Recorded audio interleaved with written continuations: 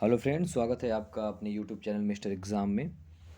केंद्रीय विद्यालय ने teaching and non teaching post के लिए एग्ज़ाम डेट्स अनाउंसमेंट कर दिया है। और केवीएस पीआरटी 2023 एग्ज़ाम जो है 21 फेब से लेकर 28 फेब तक है। 21 फरवरी से लेकर 28 फरवरी तक है। चलिए, केवीएस के एग्ज़ाम में जो ईवीएस का सेक्शन है उसमें कुछ इम्पोर्टेंट थॉट्स, मैंने कुछ इंपॉर्टेंट स्टेटमेंट्स निकाले हैं, कुछ इंपॉर्टेंट टॉपिक्स एनसीईआरटी की क्लास 5 की बुक से लिया हुआ है। आइए उनको डिस्कस करते हैं और डेफिनेटली इसमें से आपको क्वेश्चन देखने को मिलेंगे। चलिए शुरू करते हैं।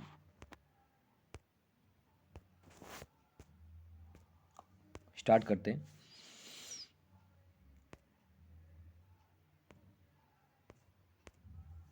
रेशम का कीड़ा अपनी मादा को उसकी गंध से कई किलोमीटर दूर से ही पहचान लेता है। चींटियां चलते समय जमीन पर कुछ ऐसा छोड़ती हैं जिसे सूंघकर पीछे आने वाली चींटियों को रास्ता मिल जाता है। मच्छर मच्छर हमारे शरीर की खास गंध पैरों के तलवों की और हमारे शरीर की गर्मी से हमें पहचान लेता है। सड़क पर कुत्तों का भी अपना अलग अलग इलाका बटा होता है। एक कुत्ता दूसरे कुत्ते के मल मूत्र से यह पहचान लेता है कि उसके इलाके में दूसरा कुत्ता आया हुआ है।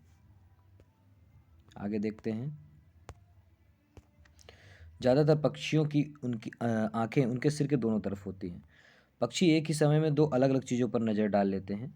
जब यह बिल्कुल सामने देखते हैं तो इनके दोनों आंखों की नज़र एक ही चीज़ पर होती है। कुछ पक्षी अपनी गर्दन बहुत ज़्यादा हिलाते हैं क्योंकि ज़्यादातर पक्षियों की आंखों की पुतली घूम नहीं सकती, वे अपनी गर्दन घुमाकर ही चीज़ों को देखते हैं। उल्लू ऐसा पक्षी है जो लगभग पूरी सबसे ज़्यादा अपनी गर्दन को घुमा सकता है। ये बहुत ही इंपॉर्टेंट फैक्ट है, एग्ज़ाम में आ भी सकता है कि वो कौन सा ऐसा पक्षी है जो लगभग अपनी पूरी गर्दन को पीछे की तरफ घुमा सकता है। वो उल्लू होता है। होता क्या पक्षियों में एक्चुअली होता क्या है कि कुछ पक्षी ऐसे होते हैं जिनकी आंखों की पुतलियाँ घूम जाती हैं और कुछ पक्षी ऐसे होते हैं जिनकी आंखों की पुतलियाँ घूमती नहीं हैं। तो उसके लिए उनको अपनी पूरी गर्दन घुमा करके देखना पड़ता है। नेक्स्ट चलते हैं आगे। चील, बाज और गिद्ध जैसे पक्षी हमसे 4 गुना ज़्यादा दूर तक देख सकते हैं। ये इंपॉर्टेंट क्वेश्चन है।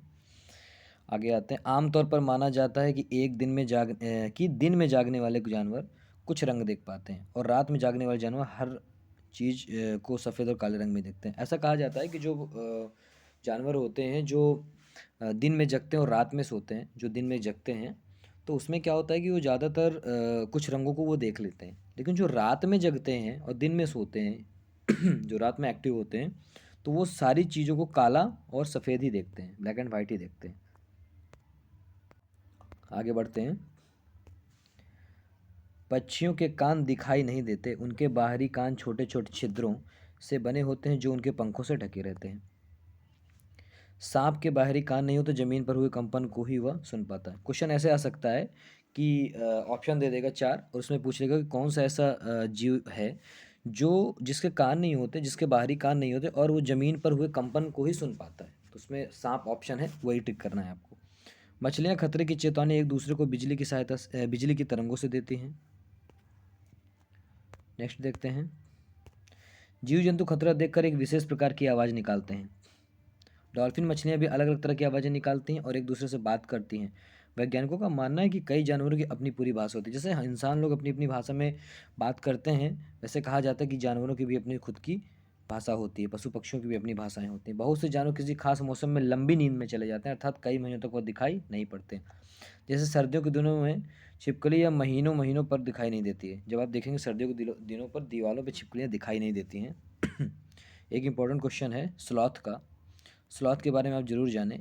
यह भालू की तरह दिखाई देते हैं पर ये भालू नहीं होते हैं। और इसकी जो खास बात है वो ये देखिए कि ये पूरे दिन के लगभग 17 घंटे पेड़ से उल्टा लटक कर मस्ती से सोते हैं। या जिस पेड़ पर रहते हैं उस पेड़ के पत्ते खाकर बड़े होते हैं। जब उस पेड़ के पूरे पत्ते खा लेते हैं तो दूसरे पेड़ पर चले जाते हैं। लगभग 40 वर्ष इनका जीवन काल होता है और मुश्किल से 8 पेड़ों को ये बदल पाते हैं। सप्ताह में एक बारी पेड़ों से नीचे उतरते हैं शौच करने के लिए। बाघ के बारे में देखते हैं।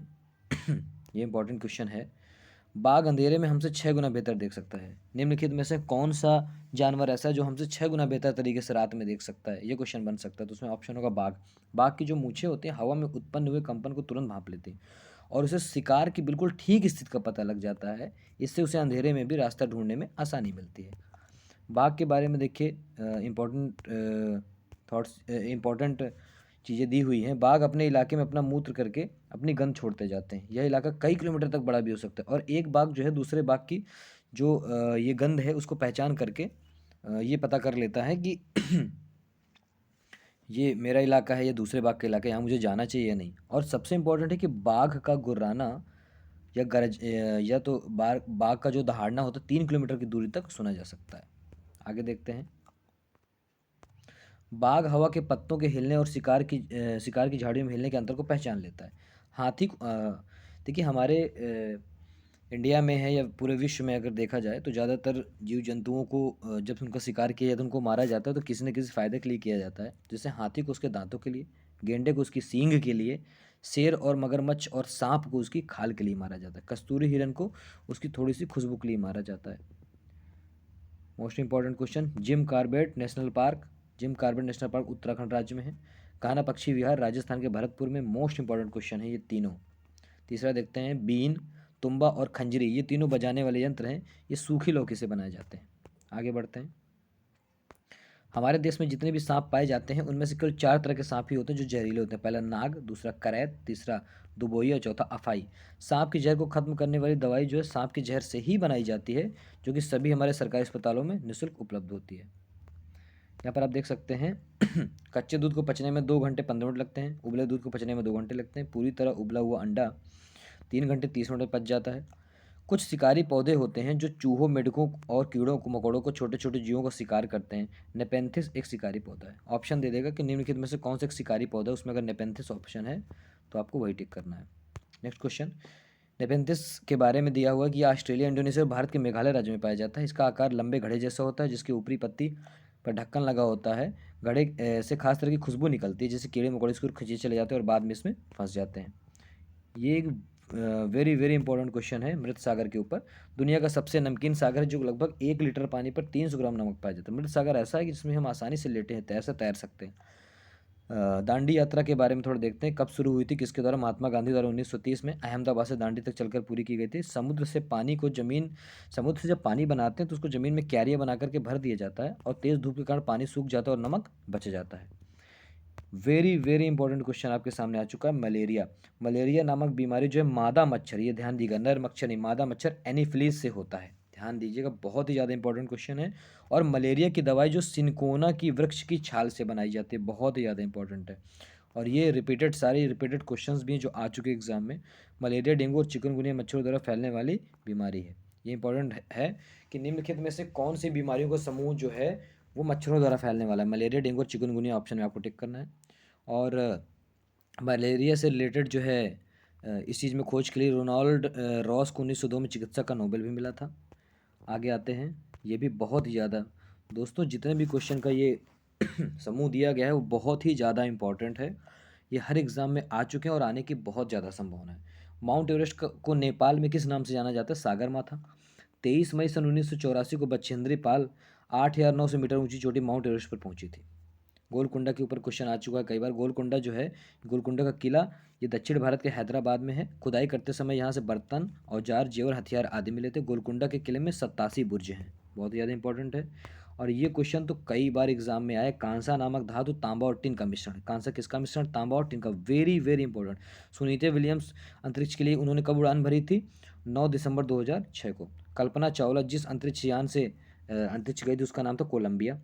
टूटता तारा या उल्कापिंड क्या होता है जो पृथ्वी के वायुमंडल में आते ही जल जाता है? ऑप्शन में ये रहेगा कि टूटता उल्कापिंड क्या होता है, तो उसमें ऑप्शन में रहेगा कि जो पृथ्वी के वायुमंडल में आते ही जल जाता है उसको टूटता तारा या उल्कापिंड कहते हैं।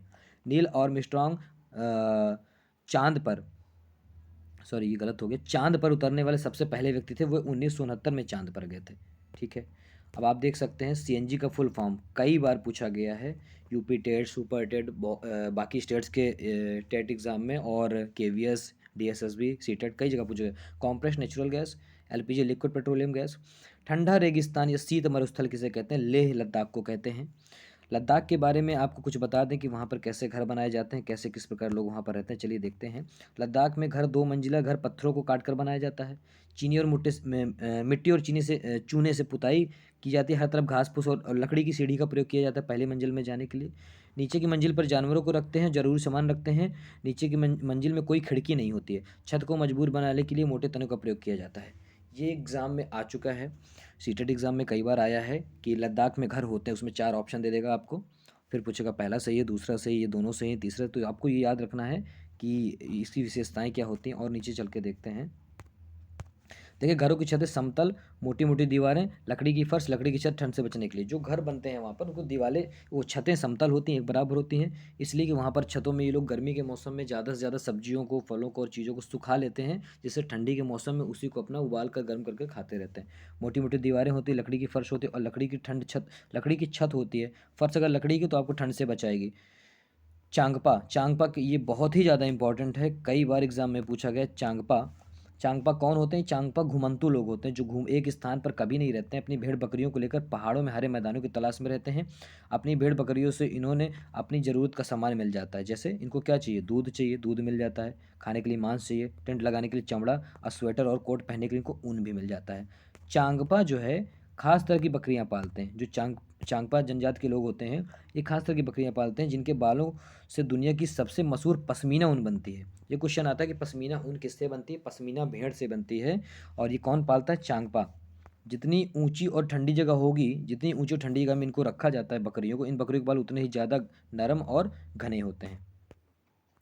एक पश्मीना शॉल, पश्मीना बकरी जो होती है उससे पश्मीना ऊन प्राप्त किया जाता है और उससे शॉल बनाई जाती है। तो एक पश्मीना साल से 6 सालों में, सॉरी, एक पश्मीना साल से एक पश्मीना साल से 6 सालों नहीं, स्वेटरों के बराबर, जो हम लोग 6 स्वेटर से जितनी गर्मी मिलेगी उतनी एक पश्मीना शॉल से मिलती है।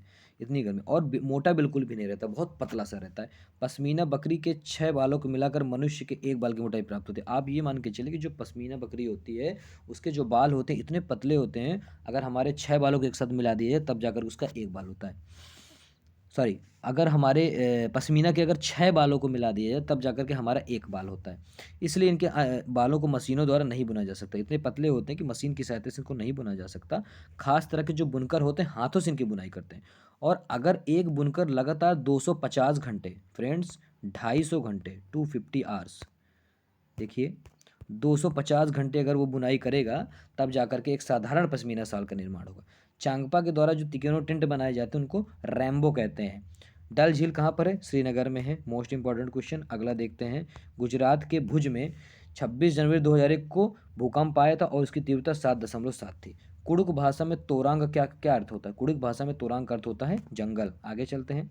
ये बहुत ही ज़्यादा इंपॉर्टेंट क्वेश्चन। जंगल अधिकार कानून कब बना था? 2007 में। इसका शर्तें क्या थी?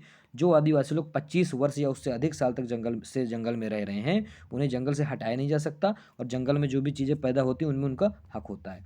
मोस्ट इंपॉर्टेंट क्वेश्चन, झूम खेती कई बार एग्जाम में पूछा गया है। झूम खेती मिजोरम राज्य में होती है। फसल पक जाने पर मिजोरम के लोग चेराओ नाच करते हैं, उस नाच को कहते हैं चेराओ नाच। और 2 क्वेश्चन और देख लेते हैं। मेंडल ने मटर के पौधे पर आनुवंशिकता का प्रयोग किया।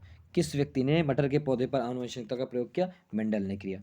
और सबसे ज़्यादा इंपॉर्टेंट जो कई बार एग्जाम में पूछा गया, पूरण पोली क्या है? चने के दाल की मीठी रोटियों को पूरण पोली कहते हैं। फ्रेंड्स, ऐसे ही मज़ेदार वीडियो को देखने के लिए और अपनी तैयारी को और भी ज़्यादा मजबूत बनाने के लिए हमारे चैनल को ज़्यादा से ज़्यादा लाइक करें, सब्सक्राइब करें और शेयर करें। और आपको ऐसी वीडियोज़ मिलते रहेंगे। अपनी केवीएस की तरह तैयारी अच्छे से करते रहें। और आपको बहुत बहुत शुभकामनाएं अपनी आपकी तैयारी के लिए। Thank you so much. See you in the next video.